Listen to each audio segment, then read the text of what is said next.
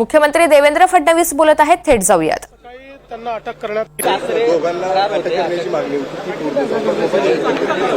असं आहे की आज सकाळी त्यांना अटक करण्यात आलेली आहे आणि या प्रकरणाचं गांभीर्य लक्षात घेता पोलिसांनी योग्य कारवाई केलेली आहे आणि पुढेही हे प्रकरण लॉजिकल एंडला नेण्याकरता ज्या ज्या गोष्टी करण्याची आवश्यकता आहे त्या गोष्टी पोलीस करतील.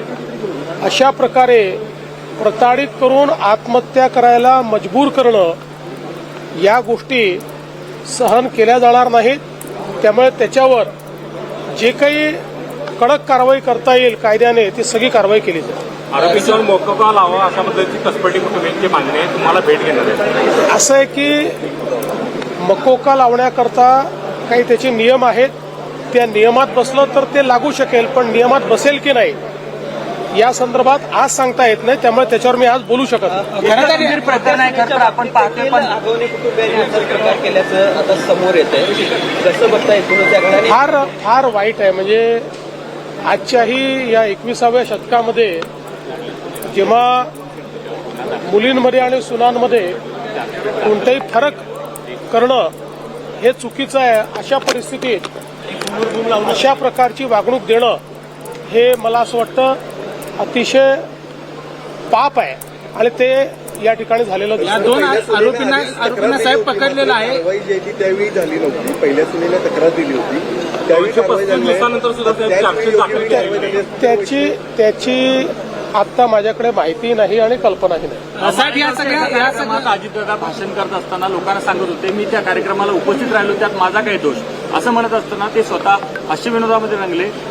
सरकार म्हणून गंभीर आहेत, पण अजितदादा त्यामध्ये गंभीर नाही असं दिसत आहे. नाही, अजितदादा गंभीर नाही असं नाही.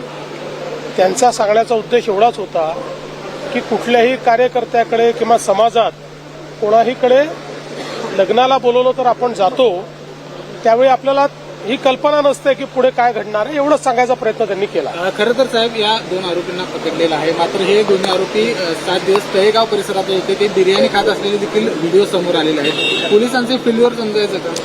मला असं वाटतं की पोलिसांनी त्यांना पकडलेलं आहे. पोलिसांनी उचित कारवाई केलेली आहे. पुढेही पोलीस उचित कारवाईच करतील. आता याला खूप फाटे फोडणं हे अतिशय चुकीचं आहे. साहेब राज्यामध्ये अवकाळी पावसानं खूप थैमान घातलेलं आहे, खूप नुकसान शेतकऱ्याचं झालेलं आहे.